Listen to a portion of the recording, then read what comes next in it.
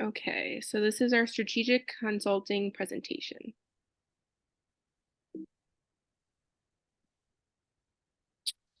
So to just introduce our topic, schools across Illinois are suffering from a teacher shortage. The Illinois State Board of Education has reported that about 5,302 unfilled teaching positions are open across the state. And then specifically in the school district we're going to be looking at, which is District 303, they are experiencing a teacher shortage, but not due to unfilled positions. According to the Illinois State Board of Education, they only have about 23 unfilled positions in the entire district.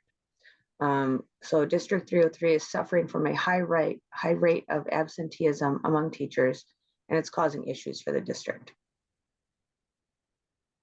So a little overview for the St. Charles Community Unit School District 303. It serves the city of St. Charles, some portions of West Chicago, South Elgin, Campton Hills, Wayne, Wasco, and Elburn. And so this is like among 17 different schools. It applies to, they have a primary school, elementary schools, middle school, and high school. And so their overall vision is to empower and inspire all to attain excellence, learn with passion, and live with integrity in a changing world. So kind of just like an overall theme for the school is they want to have excellence education with a safe environment to do so.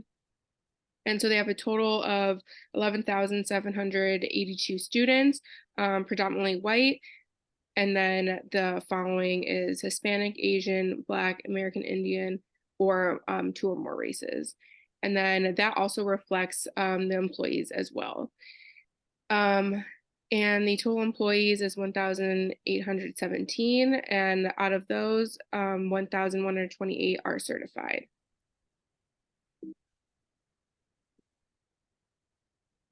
So for the Relding Middle School, they have grades 6 through 8, 1,379 students, 891 teachers, and of those teachers, 61.9% have a master's degree and 38.1% have a bachelor's degree.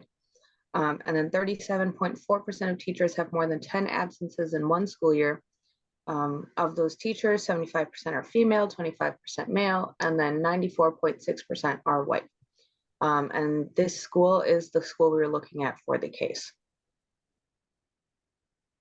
And so furthermore, a little bit about Redling Middle School and their strategies and objectives. So overall, they want to provide innovative learning for the students. They want to retain and hire high quality staff members in order to educate those students. And they want to be responsible stewards of the community resources and make sure that they are allocating those resources responsibly and provide learning opportunities responsive to the whole student in which to prepare that student for life after District 303 education. And with that, again, monitoring and continue to improve the safety and security of the learning environments for students and staff, as well as promote just a respectful, responsible environment with good citizenship.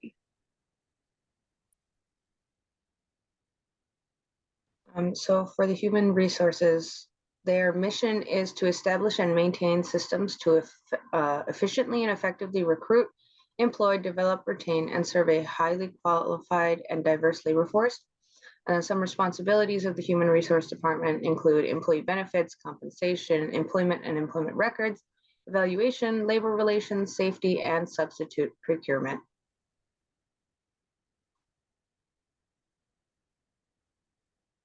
And so this will play into our case today.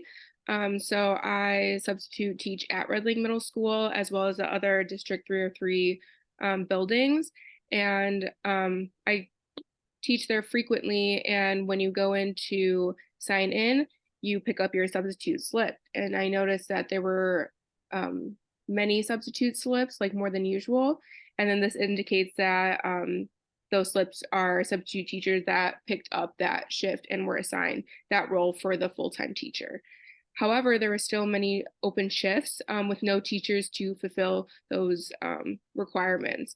And so administration asked me to fill in 1 to 2 periods that I had free for the day Just a little background, there are 8 periods total, and substitute teachers usually get 1 to 2 periods off, and that's usually during the full-time teachers planning period.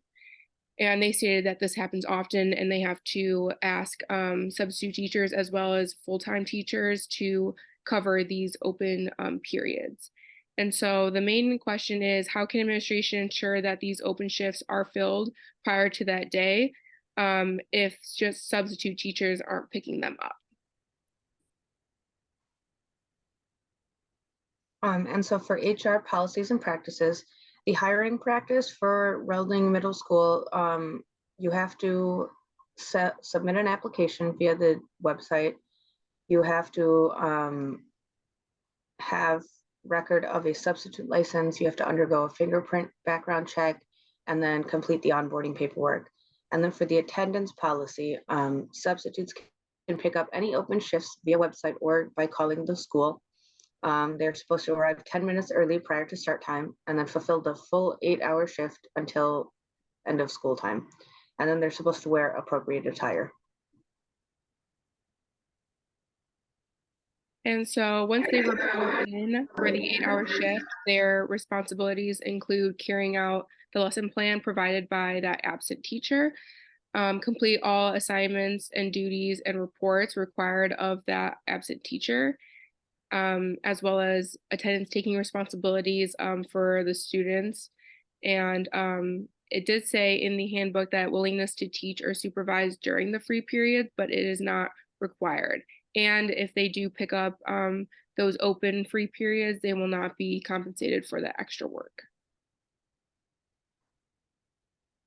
So for our recommendations, we looked back at the organization where we interviewed an HR representative.